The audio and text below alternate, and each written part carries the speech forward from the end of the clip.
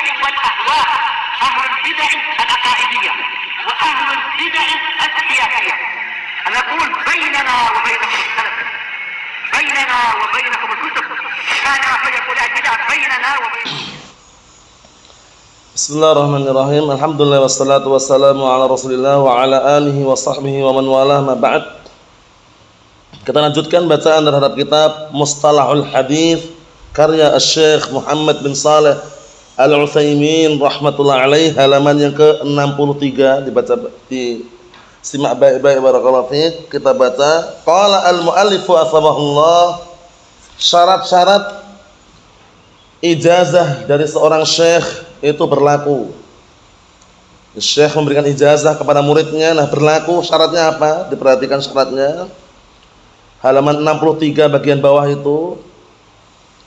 63 bagian bawah. Wa yushtaratu li sihhatiha salasatu syurutin. Dan syaratkan untuk dianggap sah ijazah tersebut dengan 3 syarat. Mafhum? Ijazah tersebut dianggap absah dengan 3 syarat. Al-awwal, pertama, perhatikan syarat yang pertama, an yakunal mujazu bihi ma'luman imma bita'yin. 1. Kata beliau yang pertama, an yakunal mujazu bihi ma'luman imma bita'yin. Hendaknya yang diijazahkan, bukan yang diijazahi loh ya, yang diijazahkan itu diketahui. Yang diijazahkan itu apa, kitab apa itu ketahui. Sudah pahami enggak? Misalnya kitab Sahih Bukhari, ketahuan enggak? Ketahuan. Kitab Sahih Muslim, ketahuan enggak? Ketahuan. Jadi yang diijazahkan itu diketahui. Hendaknya yang diijazahkan itu diketahui imma bita'yin, imma dengan ditentukan. Kitab Sahih Bukhari, kitab Sahih Muslim, aku ijazahkan kamu, aku beri ijazah kamu untuk mengajarkan kitab Sahih Bukhari. Ditentukan kitabnya? Ditentukan enggak? Ditentukan. Itu syaratnya. Kalau cuman aku ijazahkan kamu untuk meriwayatkan dariku, dah gitu umum gitu, itu enggak bisa. Karena banyak riwayat. Tahu ya? Aku ijazahkan kamu untuk mengajarkan ilmuku. Nah, itu juga enggak tepat karena enggak ditentukan. Bisa dipahami ya? Misal contohnya, perhatikan itu. Ajaztu laka an tarwiya anni sahih al-Bukhari. Aku ijazahkan untukmu, aku ijazahkan kepadamu untuk meriwayatkan dariku Sahih Bukhari. Diketahui enggak kitabnya? Diketahui enggak? Sahih Bukhari. Paham? Diketahui kitabnya. Wa imma bita'mim, atau dengan kedua, yang kedua ini lebih umum lagi, tapi ditentukan, tapi umum. Kalau yang pertama ditentukan tapi apa? Namanya disebutkan, Sahih Bukhari misalkan, Sahih Muslim. Yang kedua wa imma bita'mim, imma dengan penyebutan secara umum. Contohnya misal, perhatikan, ajaztu laka an tarwiya anni jami'a marwiyati. Aku ijazahkan kepadamu untuk meriwayatkan dariku semua periwayatan-periwayatanku. Semua periwayatan dari gurunya boleh dia sampaikan. Bisa dipahami enggak nih? Semua riwayat-riwayat dari gurunya boleh disampaikan. Umum enggak ini? Umum. Enggak disebutkan namanya. Fa kullu ma sabata indah, maka semua yang ada di sisinya, di sisi gurunya tadi itu, annahu min marwiyatih, yang mana itu merupakan riwayat-riwayat gurunya tadi itu, sahha an yuhadditsa bihi. Dibenarkan orang tersebut apa? Menyampaikan hadis dengannya, anhu dari guru tersebut, binaan, dibangun ala hadil ijazah al-amah, dibangun di atas ijazah yang umum ini. Jadi pahami enggak poin pertama ini? Poin pertama, yang diijazahkan diketahui. Diketahui pertama, ditentukan namanya, Sahih Bukhari, Sahih Muslim. Paham ya? Nah, barakallahu fiik, seperti itu. Atau diketahui secara umum, semua riwayat-riwayatku kamu boleh meriwayatkan dariku. Paham? Umum atau tidak? Umum. Aku ijazahkan kepadamu untuk meriwayatkan Sahih Bukhari dariku. Berarti khusus. Bisa dipahami ya? Disebutkan namanya. Perhatikan.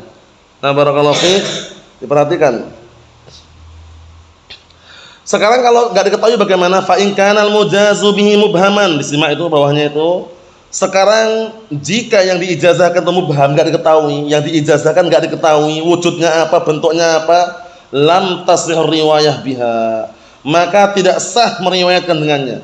Dengan ijazah tersebut enggak sah periwayatannya. Misal contohnya dibalik, ajaztu laka antarwiya anni ba'da sahih Bukhari. Aku ijazahkan kepadamu untuk meriwayatkan dariku sebagian sahih Bukhari. Sebagian sahih Bukhari yang mana? Kok sebagian sahih Bukhari?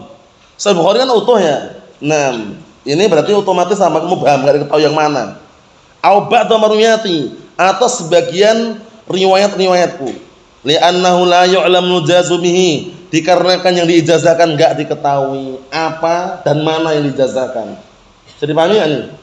Syaratnya boleh seseorang meriwayatkan dengan ijazah. Syarat pertama apa nih? Yang diijazahkan itu diketahui apa bentuknya, baik ditentukan namanya Sahih Bukhari, Sahih Muslim, atau secara keseluruhan semua riwayat-riwayatku aku ijazahkan kepadamu, boleh meriwayatkan dariku. Umum. Asal yang kedua sekarang, kalau sekarang yang kedua ini kembali ke orangnya. An yakunal mujazulahu, berarti orangnya. Hendaknya yang diberi ijazah itu, yang diberi ijazah berarti orangnya kan. Nah, maujudan, orangnya ada. Perhatikan, hendaknya yang diberi ijazah orangnya ada. Paham ya? Orangnya ada. Fala tasihul ijazah li ma'dum, maka enggak sah ijazah diperuntukkan untuk orang yang ma'dum, enggak ada. Diterjemahkan, dikondisikan. Ini orang yang tidak ada wujudnya kok diijazahkan padanya, itu enggak sah. La taba'an wala istiqlalan, tidak taba'an itu diikutkan, tidak pula sendirian. Dengan sendirian juga enggak sah, diikutkan yang lain juga enggak sah karena enggak diketahui, enggak ada orangnya. Paham belum? Contohnya betapa jelas antum. Syaratnya yang dikasih ijazah orangnya harus ada. Lah kalau enggak ada bagaimana enggak diterima? Contohnya, falau qala, kalau seandainya seorang guru mengatakan, seorang guru mengatakan, ajaztu laka waliman sayunat laka. Aku ijazahkan kepadamu dan kepada orang yang akan dilahirkan untukmu. Sudah lahir belum? Akan loh. Belum. Nah, enggak sah. Jadi kalau dia punya anak, anaknya enggak dapat ijazah. Karena apa? Karena anaknya kan belum lahir ketika ucapan itu. Bisa dipahami? Itu maksudnya. Enggak ada orangnya. Bisa dipahami enggak? Lihat ini. Ajaztu laka, aku ijazahkan kepadamu waliman, dan kepada orang yang sayunat laka, yang akan dilahirkan untukmu. Berarti kan belum lahir, anaknya nanti gitu loh. Enggak sah, kenapa? Karena belum ada anaknya. Lah kalau dilahirkan hidup, kalau meninggal, bisa dipahami? Itu penting. Contoh yang lain, au ajaztu liman sayunat li fulan. Atau ucapan seorang guru, aku ijazahkan kepada orang yang akan dilahirkan untuk si fulan. Orangnya enggak ada, siapa, kapan, di mana, enggak ada juga situ. Jadi pahami soalnya ya? Lam tasihul ijazah, enggak sah ijazahnya. Yang ketiga, simak. Masih kembali ke orangnya ini. An yakunal mujazu lahum muayyanan bi syakhsih aw bi wasfih. Hendaknya yang diberi ijazah, ngartikannya gitu, yang diberi ijazah. Kalau yang pertama tadi kan yang diijazahkan, berarti bendanya itu yang diijazah. Kalau sekarang orangnya. Hendaknya yang diberi ijazah muayyanan, orang yang tertentu, syakhsih, disebutkan per individu orangnya. Namanya muayyan, ditentukan dengan per individu, syakhsih, per individu. Au biwasfih, atau dengan sifatnya. Paham belum? Ditentukan iman dengan per individu, fulan bin fulan, atau dengan sifatnya. Misal, ajaztu laka wali fulan riwayatan marwiyati anni. Aku ijazahkan kepadamu dan kepada si fulan untuk meriwayatkan riwayat-riwayatku dariku. Paham? Berarti kan sebutkan orangnya. Jadi pahami ya? Orangnya ada. Kalau yang kedua tadi orangnya belum lahir. Paham ya? Belum lahir sudah diucapkan enggak sah ijazahnya, kalaupun dia lahir hidup pun enggak sah. Au ajaztu li talibi, sifat berarti. Talibin ilm, pencari ilmu, sifat bukan? Sifat. Nah, lihat ini. Au ajaztu li talibil ilmil hadis riwayatan marwiyati anni. Aku ijazahkan kepada para penuntut ilmu, ini umum tapi sifat. Perhatikan ini, aku ijazahkan kepada para penuntut ilmu, semua yang mencari ilmu hadis, para penuntut ilmu hadis, meriwayatkan periwayatan dariku, diijazahkan. Berarti semuanya kena tuh dia nih. Semuanya kena dengan sifat talibi ilmil hadis. Para pencari ilmu hadis, siapapun orangnya kena. Perhatikan, siapapun orangnya kena. Bisa dipahami enggak nih? Bisa dipahami enggak? Ayo, jangan bingung ya. Enggak boleh bingung. Karena mudah. Fa in kana aman, kalau seandainya yang diberi ijazah tersebut aman umum, lam tasihul ijazah, maka enggak sah ijazahnya. Misal ajaztu li jami'il muslimin an yarwau anni. Aku ijazahkan semua kaum muslimin meriwayatkan dari gua. Siapa semua kaum muslimin? Banyak orangnya. Banyak siapa orangnya? Kalau yang sebelumnya tadi kan ditentukan para pencari ilmu hadis. Muslimin bukan? Muslimin, tapi kan ditentukan para pencari ilmu hadis. Kaum muslimin kan ada pencari kayu bakar, pencari rongsokan, ya enggak? Pencari dunia, itu kan umum. Nah, kalau seperti itu enggak sah. Mafhum teman-teman? Enggak sah. Waqila tasih lil ma'dum wa ghairu muayyan. Ada juga pendapat yang lain mengatakan walaupun orangnya enggak ada, sah-sah saja. Wa ghairu muayyan, walaupun orangnya enggak ditentukan, sah juga. Ini alal qaul. Tapi pendapat yang sahih wallahu alam sebagaimana yang sudah kita lewati tadi itu, upayakan orangnya ada. Paham ya? Kalau orangnya belum lahir enggak sah gitu loh. Kalau orangnya enggak ditentukan, itu juga enggak sah. Karena dikhawatirkan nanti keliru dalam apa meletakkan. Berikutnya qala al-mu'allif wa saballa adaul hadis. Ada, ingat-ingat ada, apa ada berarti? Menyampaikan, tahammul, mengambil. Sekarang kita bahas seputar adaul hadis, menyampaikan hadis. Ta'rifu, definisinya yang kita bahas. B, syurutu qabulih, syarat diterimanya. C, sighatuhu, bentuk-bentuk cara penyampaian hadis, itu sighah. Oh itu jamak ya, siyaghu apa? Siyaghu karena jamak. Siyaghu berarti jamak sighah. Ya bentuk-bentuk penyampaian hadis. Haddatsana, sami'tu, akhbarana. Ini kan penyampaian hadis itu. Saya pahami ya, dikondisikan itu. A, B, C. A, definisinya. B, syarat-syarat apa? Diterimanya penyampaian atau riwayat hadis tersebut. C, bentuk-bentuk atau cara dalam menyampaikan hadis. Nah, seperti itu. Yang pertama, adaul hadis, maknanya apa? Iblaghuhu ilal ghair.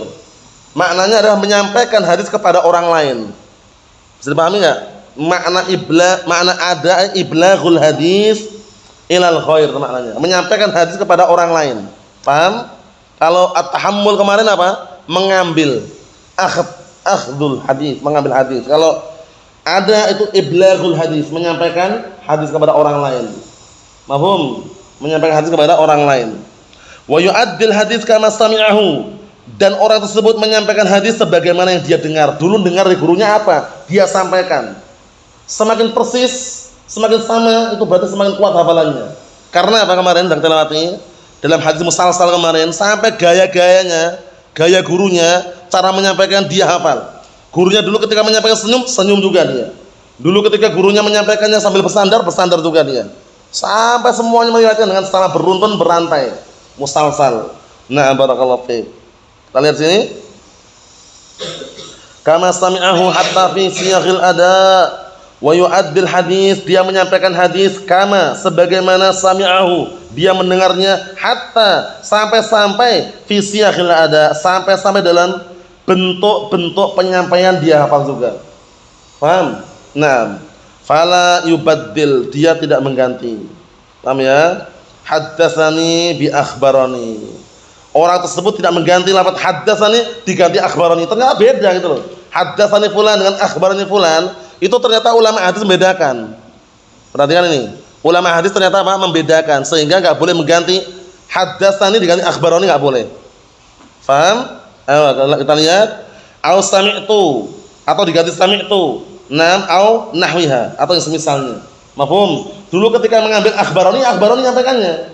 Jangan akhbarani diganti sami'tu. Paham enggak? Ayo nam. Paham enggak? Ayo, Pak. Dulunya ketika akhbarani ngambilnya, nyampaikannya juga akhbarani, jangan diganti sami'tu, jangan diganti haddatsani. Mafhum? Ayo nam. Kata beliau, al-ikhtilaf fi ma'naha fil istilah, karena kenapa kok enggak boleh diganti? Dikarenakan perbedaan maknanya di dalam istilah. Di dalam istilah ilmu hadis beda maknanya. Sehingga enggak boleh diganti. Kalau dia dulu ngambilnya sami itu ya sami itu nyampaikannya. Kalau dulu dia ngambilnya akhbarani nyampaikannya akhbarani. Kalau dulu ngambilnya hadatsani nyampaikannya apa? Hadatsani, enggak boleh diganti. Kenapa kata beliau? Dikarenakan beda makna di dalam istilah. Naqala atau nukila an Imam Ahmad annahu qala, dinukilkan dari Imam Ahmad bahwasanya beliau berkata, ittabi' lafdz syekh fi qaulih. Artinya ini, ikutilah lafaz syekh, ikutilah lafaz gurunya dalam ucapannya, haddatsani wa haddatsana wa sami'tu wa akhbarana wala ta'duh, dan jangan melewati batas. Maksudnya jangan diganti dengan lafaz yang lain. Paham? Paham enggak ini? Jangan sampai mengganti lafaz yang lainnya. Kalau dia ngambil dari gurunya haddatsana, menyampaikannya juga apa? Haddatsana. Jangan diganti haddatsana diganti akhbarana, jangan. Seperti itu. Masya Allah. Nah, kita ambil satu poin lagi. Perhatikan. Wa liqabulil ada syurutun, dan untuk diterimanya penyampaian hadis tersebut beberapa syarat. Untuk diterimanya penyampaian hadis tersebut ada beberapa syarat. Minha di antaranya al-aql, berakal. Perhatikan ini, berakal. Berarti kalau dulu ketika ngambil hadis itu masih berakal, nah ketika menyampaikan kalau sudah gila, sudah jadi orgil, nah barakallahu fiik, maka enggak diterima lagi. Bisa dipahami ini? Harus berakal ini. Fala yuqbal min majnun, maka enggak terima dari orang yang majnun, orang gila. Wala ma'tuh, al-ma'tuh kemarin orang yang tidak normal, enggak 100%. Kalau terjemahan bebasnya bahasa Jawa orang sinting. Sinting bahasa Jawanya ya. Kalau bahasa Indonesianya itu orang yang tidak normal 100%. Paham ya? Tahu enggak orang enggak normal 100%? Kan ada orang yang enggak gila tapi dia normal tapi enggak 100% itu loh. Bisa dipahami enggak? Nah, barakallahu seperti itu. Nah, wala mimman dhahaba tamyizuhu likibarin aw ghairihi, dan juga tidak diterima orang yang apa? Tidak terima penyampaian hadis dari orang yang telah hilang tamyizu, telah hilang sifat tamyiznya dikarenakan sudah tua. Biasanya kalau sudah tua usianya itu ngomong sendiri dia. Ngomongnya ditanya A jawabnya B, itu biasanya kalau sudah tua. Nah, kalau sudah seperti itu enggak diterima lagi periwayatannya. Paham belum? Sebagaimana apa? Riwayat anak kecil sebelum tamyiz, sebelum memayyiz, enggak diterima juga. Ditanya sudah makan belum? Jawabnya insyaallah besok katanya. Paham ya? Insyaallah besok itu maksudnya jawabannya enggak nyambung gitu loh. Ya. Pergi kemana perginya? Sekarang lagi makan ini misalkan. Nah, seperti itu kalau udah enggak ada tamyiz, enggak usah bedakan seperti itu, enggak diterima periwayatannya. Yang kedua al-bulugh, dewasa. Yang kedua dewasa. Kalau enggak dewasa, nah ketika menyampaikan maka enggak terima. Kalau kemarin ketika mengambil syaratnya mumayyiz, kalau menyampaikan syaratnya kan bulugh, dewasa. Fala yuqbal min saghirin, maka enggak terima periwayatan dari anak kecil. Enggak terima periwayatan dari anak kecil. Wa qila yuqbal min murahib. Min murahib itu remaja. Sudah menginjak dewasa. Paham ya? Diterima dari apa? Dari remaja yang sudah menginjak dewasa, belum dewasa dia, teman hampir mau dewasa. Paham? Nah, yustakbihi, yang dianggap dia thiqah. Paham belum? Dianggap dia itu orangnya terpercaya, thiqah, diterima. Tapi kalau anak kecil belum mumayyiz misalkan, maka enggak terima. Yang ketiga al-Islam, syaratnya harus agamanya Islam. Berarti kalau yang menyampaikan orang kafir, walaupun dia berakal, walaupun dia sehat, walaupun dia dewasa, enggak diterima. Bisa dipahami soal ini? Nah, periwayatannya. Fala yuqbal min kafirin, maka enggak terima periwayatan dari orang kafir. Walau tahammala wa huwa muslim, walaupun dulu ketika mengambilnya dia muslim. Paham belum? Dulu perhatikan, dulu ketika dia mengambil itu agamanya masih Islam, muslim dulu. Dulu ketika mengambil agamanya apa? Agamanya Islam. Kemudian ketika menyampaikan dah murtad dia. Dah murtad, keluar dari agama Islam. Diterima atau tidak seperti itu? Enggak diterima karena sudah bukan orang muslim lagi. Jadi pahami soal ini? Mafhum Hasan? Wa na'am. Kemudian yang keempat al-adalah ini. Memiliki sifat adalah, mustaqim sirah, jalan hidupnya lurus. Seseorang dikatakan jalan hidupnya lurus yang bagaimana, Mas? Orang yang bagaimana sudah kita lewati berkali-kali. Mustaqimus sirah, orang yang jalan hidupnya lurus. Bagaimana dikatakan jalan hidupnya lurus? Riwayat hidupnya lurus itu yang bagaimana kemarin?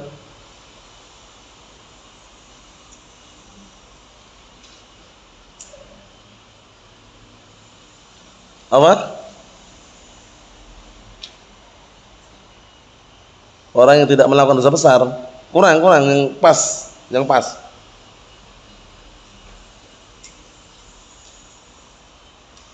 Kurang dikit lagi diluruskan. Antum.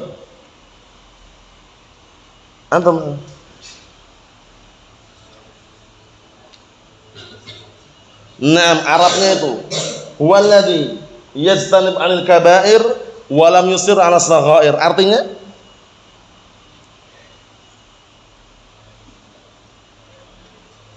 menjauhi ya.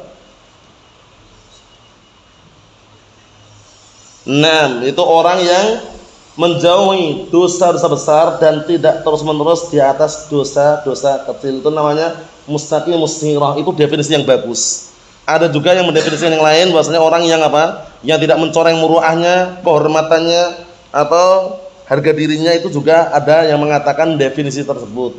Tapi definisi yang sebutan tadi bagus. Paham ya? Nam yaitu huwaladzi yastanib 'anil kaba'ir wa lam yusir 'ala saghair, orang yang menjauhkan diri dari dosa-dosa besar dan tidak terus-menerus di atas dosa kecil. Nah, perhatikan, fala yuqbal min fasiqin, maka enggak terima hadis atau penyampaian riwayat dari orang fasik, enggak diterima. Kenapa? Karena orang fasik khawatirnya bohong, dusta. Makanya Allah Ta'ala mengatakan dalam Al-Qur'an Karim, ya ayyuhalladzina amanu in ja'akum fasiqun binaba'in fatabayyanu.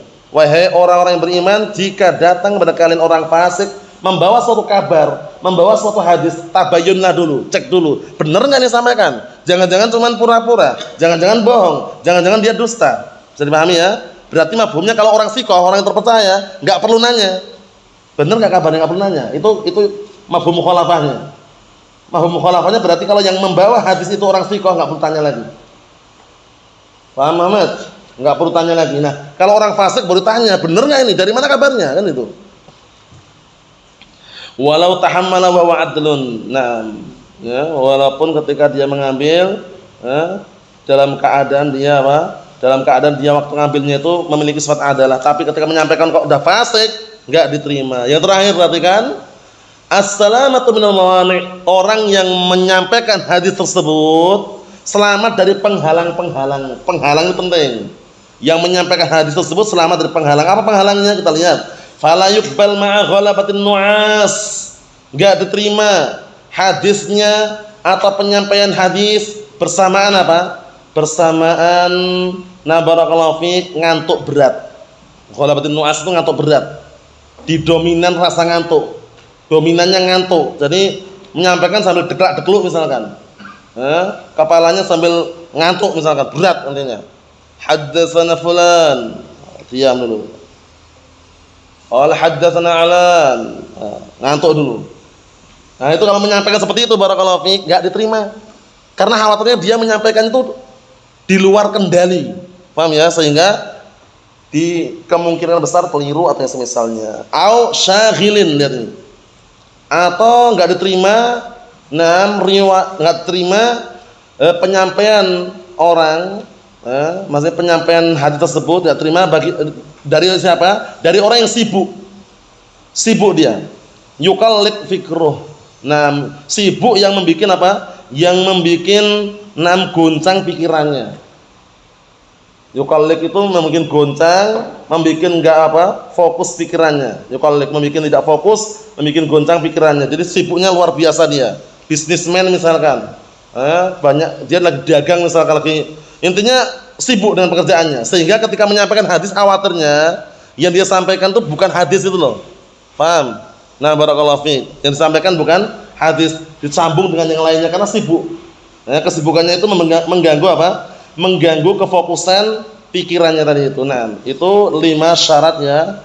5 syarat untuk diterimanya penyampaian hadis dari seseorang. Allah alam shawab. Yang berikutnya pada pertemuan yang akan datang. Walhamdulillah.